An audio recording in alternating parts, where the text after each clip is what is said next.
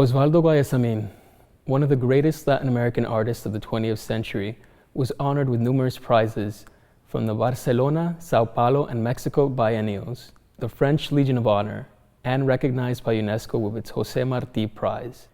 His art has been shown in museums across the Americas and Europe. The Museo de Bellas Artes in Mexico, the Museo de Arte Contemporáneo de Madrid, the Musée d'Art Moderne de la Ville de Paris, the Petit Palais in Paris. Guayasamín is known for his bold paintings, murals, and sculptures. He alternately touched on themes of hope and suffering during the three phases of his career. In his collection, Huacañán, El Camino del Llanto, The Way of Tears, produced during his early years, he often portrayed the indigenous, the marginalized, and downtrodden of Ecuador and Latin America. His second period, The Age of Wrath, presents more deeply developed depictions of human suffering in the broader context of social injustice and war. His later works, from his Age of Tenderness, displayed a hopeful affirmation of life and love. To fully understand his art, we must understand the man. The themes of Guayasamín's art intertwine with his life and the socio-political context in which he lived. Oswaldo Guayasamín was a native son of Ecuador, an Andean country bordering Colombia and Peru, facing the Pacific Ocean. He was born in Quito, Ecuador, on July 6, 1919, the eldest of 10 siblings. Growing up, he experienced economic hardship and a difficult and violent relationship with his father. Despite these shortcomings, Guayasamín was able to pursue art, aided by his mother's unconditional support.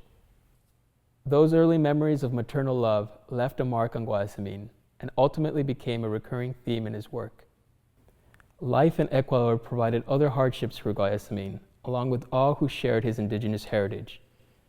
Because of his skin color, he suffered racial discrimination in a society largely defined by the colonial legacy of prejudice and inequality.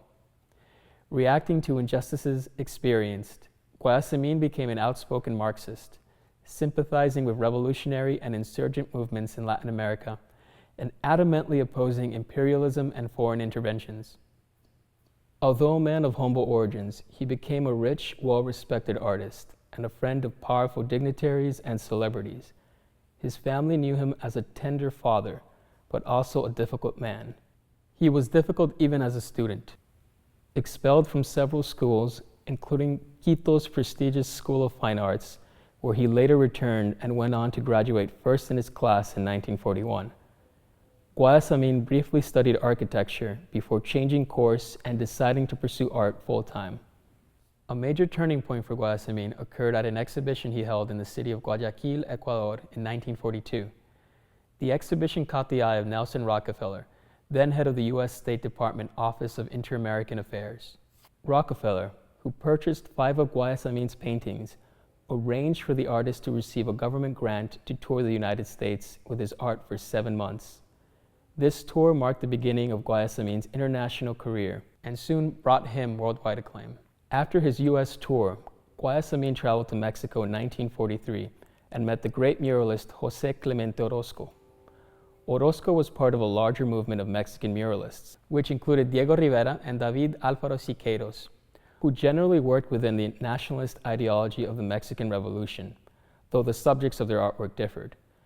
Muralism, with its emphasis on public art and the use of national themes, inspired Guayasamín. In the early 1950s, the government of Ecuador financed Guayasamín's first great work, Huacañán, a collection that brings to mind the violent history of his native Ecuador and Latin America. Huacañán, meaning the Way of Tears in Quechua, is a set of 100 paintings, 3 portraits, and 1 mural. The collection is organized around 3 ethnic themes: Indian, Mestizo, and Black. Though Benjamín Carrión, the Czar of Culture of Ecuador at the time, envisioned the collection as a way to integrate the people and unify the nation, Huacañán instead presented a shocking collection of paintings that showed the antagonistic, ethnic, and political realities of a fragmented nation. The mural, titled Ecuador, vividly presents the divisive antagonism of the 3 ethnic themes in a series of 5 movable panels. The panel's interchangeability displays multiple possibilities to envision the nation, highlighting the fluidity of the concept of identity. Originally, Guayasamín calculated, or rather miscalculated, a total of 150 possible mural arrangements. However, if we consider the mural in rectangular configurations, we have 30,720 possibilities. After a successful exhibition in Ecuador in 1952 of Huacañán, Guayasamín's reputation and fame reached new heights. He continued to paint prolifically. He exhibited his work nationally and internationally, including in Venezuela the following year and the United States in 1955 and 1956. Guayasamín also received honors in the biennials in Barcelona and Sao Paulo. In the 1960s and onwards, Guayasamín increasingly turned his eye towards political and international subjects. The times were largely shaped by the Cold War, authoritarian regimes, the struggle for civil rights, student protests, and the international countercultural movements. In Latin America, the Cuban Revolution proved to be a pivotal and divisive event for generations of artists and writers. Guayasamín believed in the Cuban Revolution and its aims of securing social justice and ending imperialism. After painting a portrait of Fidel Castro in 1959, they became close friends.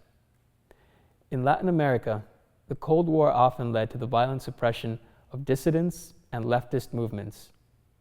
In 1963, Guayasamín was arrested in Ecuador and held for several days on charges of subversion.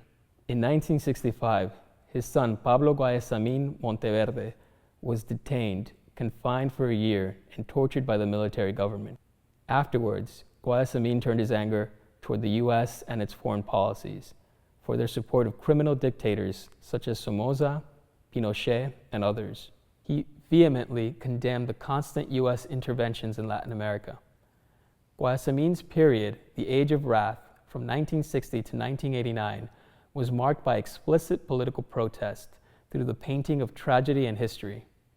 He explored the inhumanity of war, imperialism, and exploitation.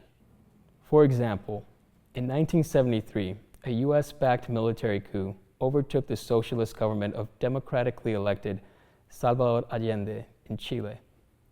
In the aftermath, the Chilean folk singer and activist Victor Jara was tortured and murdered by the military forces of Augusto Pinochet, a crime evoked by Guayasamín in the series of paintings The Tortured 1, 2, and 3.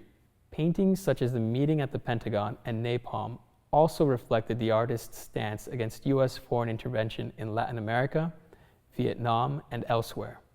The mural, Image of the Homeland, in the main hall of Ecuador's Congress displayed a symbolic and historic set of images of the nation, but it was also an open protest of American policies. That mural provoked a scandal for featuring a skeleton wearing a Nazi helmet inscribed with the letters CIA. The Age of Wrath, however, eventually gave way to the Age of Tenderness.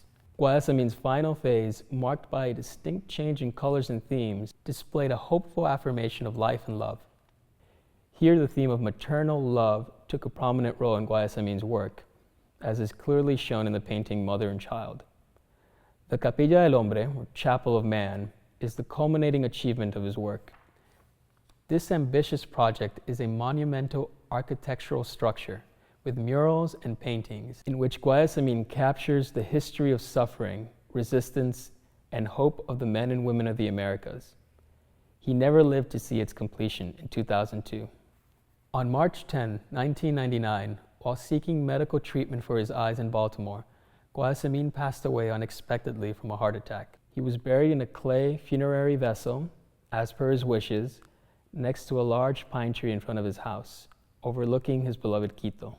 Just before dying, Guayasamín asked, "Keep the light on, because I will return always."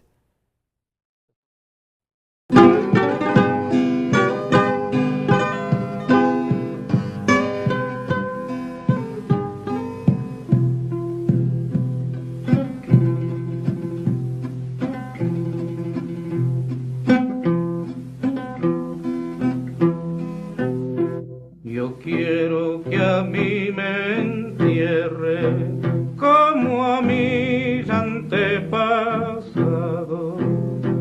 Yo quiero que a mí me entierre como a mis antepasados. bien.